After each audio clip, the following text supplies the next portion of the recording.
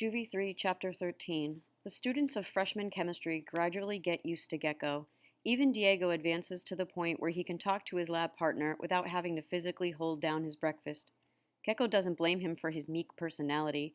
The poor kid seems to have a reputation as a target among some of the older jocks at school. He lives in constant fear of being used as a punching bag by a gaggle of Neanderthals. Small wonder he didn't jump for joy at the prospect of working alongside a social services case. For all he knew, Gecko would be even worse. Gecko is sympathetic, but he's got problems of his own to worry about. Starting today, he's technically a fugitive. No Healy, no custody. From a legal standpoint, he's an escaped convict, and that changes everything. The familiar halls of Walker High suddenly seem alien. The whole city does. New York is the same, but everything is different about Gecko's place there. Diego, calls the teacher, do me a favor. I need you to run down and ask the custodian for more parachloribenzine. Diego turns pale, and Gecko understands why. The custodian's office is by the gym, right smack in the middle of the phys ed wing. For Diego, that's like a walk through hostile territory with a bullseye on his forehead. I'll go, Gecko volunteers. It's not as if he's learning anything today. So far, his fevered brain hasn't conjured up a single thought that isn't of Douglas Healy. Diego regards him gratefully. Thanks, the teacher tells him. Ask for mothballs. Mothballs? Gecko repeats. I thought you wanted His tongue twists. Mothballs are paradichlorobenzene, she explains. Typical, Diego grumbles, making notes. They pretend we're learning high-level science and... He looks up to see his lab partner dashing out the classroom door. Gecko has made a split-second decision. Freshman chemistry will have to wait for its paradichloribenzine. He's on his way to Yorkville Medical Center. I'm here to see my uncle, he tells the receptionist. Douglas Healy? Healy. H-E... Long fingernails click at a keyboard. I don't see anything. Are you sure you've got the right hospital? Metropolitan and Mount Sinai aren't too far away.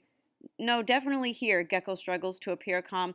He arrived at emergency around 1 a.m. The nails are just a blur. It's unlikely he'd still be in the ER. What was the nature of the complaint? Gecko hesitates. He was bleeding? She tries to be kind. You're going to have to be a little more specific than that, honey. His head was bleeding. He fell.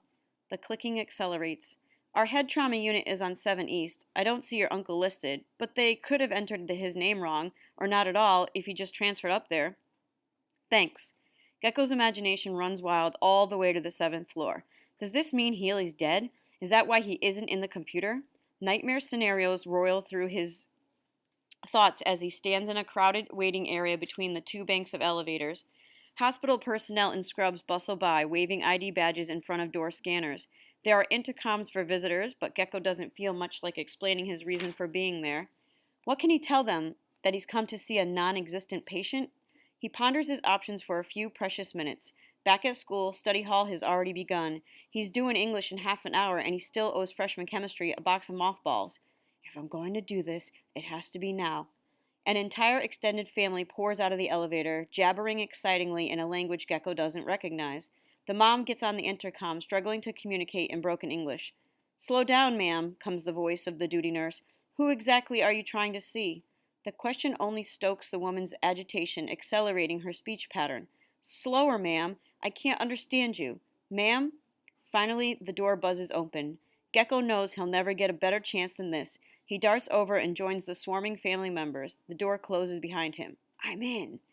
He sticks close to the family partway down the corridor and then breaks away, peering into patient rooms. He rushes from door to door along the hallway, taking a quick inventory of the occupants.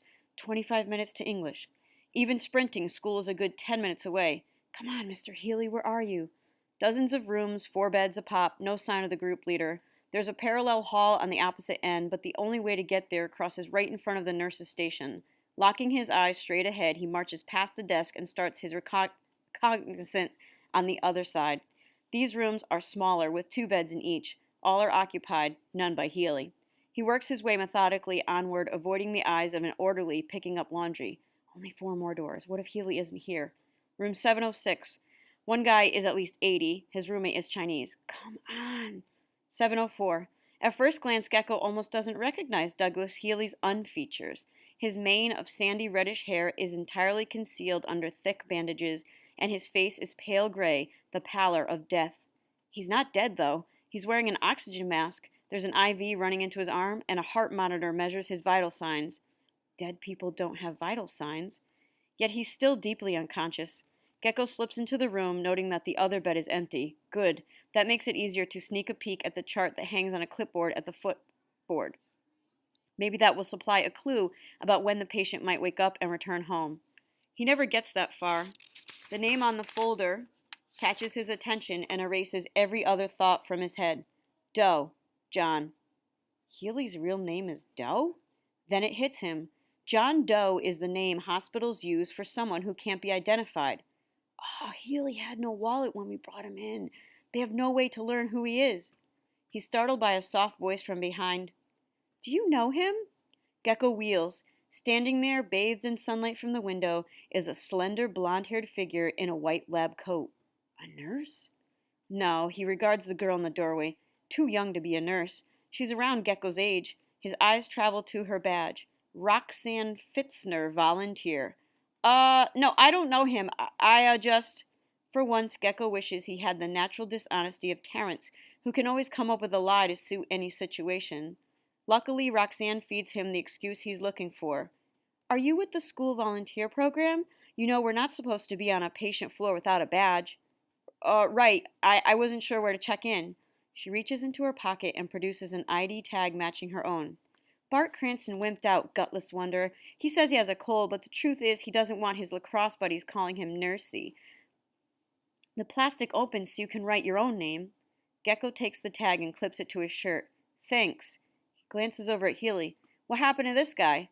Roxanne shakes her head sadly. Mugged, probably. He was half naked when he turned up here. No wallet, no driver's license, deep concussion. They're not even sure he's ever going to wake up. Gecko feels his core body temperature drop 20 degrees. Never wake up. So they're not murderers, but this is just as bad, maybe even worse. Roxanne picks up on his agitation. A word of advice, she says kindly. Get a grip. None of these people are in the hospital because they feel great. If every sad case upsets you this much, maybe the volunteer gig isn't for you. All Gecko can think of is escape. He can't stay here and look at the poor group leader for one more second, especially not when his distress is so obvious. If Roxanne can see it, any nurse or doctor might be able to put two and two together and realize that Gecko knows more than he's saying about the mystery patient. I gotta get back to school, and he flees. Hey, she calls after him. I didn't mean to scare you off. But Gecko is already sailing past the nurse's station for the exit. He ignores the elevators, opting for 6 flights of stairs, anything to put more distance between himself and what he, RJ, and Terrence have done. The blocks back to school seem even longer and even less friendly as he pounds down the street. Even in Atchison, a convicted criminal locked up with hundreds of the same, Gecko never felt that he himself was a bad person. Until now. He roars into English class just as the teacher is shutting the door. Nice of you to join us, Gecko. Sorry, Gecko rasps, collapsing into a chair. He's never been sorrier. Terrence glares at the clock, trying to move the hands with the power of his mind. Never could he have imagined how long a class can last when you stick around for the whole thing. Years. Centuries. He looks at his fellow students. These sheep, these mice, just sit there and take it. Of course, he's sitting right with them. There's a good reason for that. Hanging around stairwells and bathrooms would increase his chances of running into DeAndre, who he stood up last night. On top of everything else that went wrong, he left the kid with a razor-cut dollar sign standing on 2nd Avenue like he was waiting for a train. True, there's an explanation, but not one he can give to DeAndre or anybody else. When someone has that kind of info, they've got power over you. You don't let that happen. Besides, a kid like DeAndre isn't interested in explanations. All he'll see is that he was dissed. Not that Terrence Florian is a wuss, but this is DeAndre's home turf, when he can call out his dogs. Around here, Terrence's only dogs are Gecko and RJ, and they're about as gangster as Dora the Explorer. Vamonos! What a waste. RJ could be a crew all by himself, but despite his credentials, the big kid has no taste for street life. The final bell is a hymn to freedom. Terrence is the first one out the door, where a very powerful grip clamps onto his shoulder. RJ, taking no chances, is waiting for him.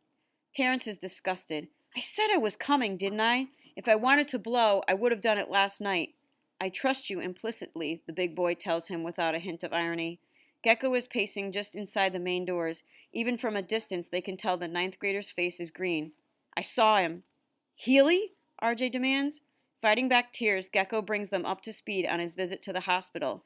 They don't even know who he is. They've got him listed as John Doe. Terrence is thoughtful. If they have no clue who they've got, then they also have no clue who's on the loose because of it. Gecko bristles. He might never wake up, and you don't even care. I do so care, Terrence defends himself, but I also care that we don't get busted. The plan is still the same, RJ decides. We're in this with Healy. We have to believe he's going to come out of it. Gecko takes the volunteer badge out of his pocket. This gets me onto his floor to keep an eye on him. The minute he wakes up, we have to be there to apologize and set things straight. RJ takes a deep breath. If we play our cards right, no one will even notice he's missing.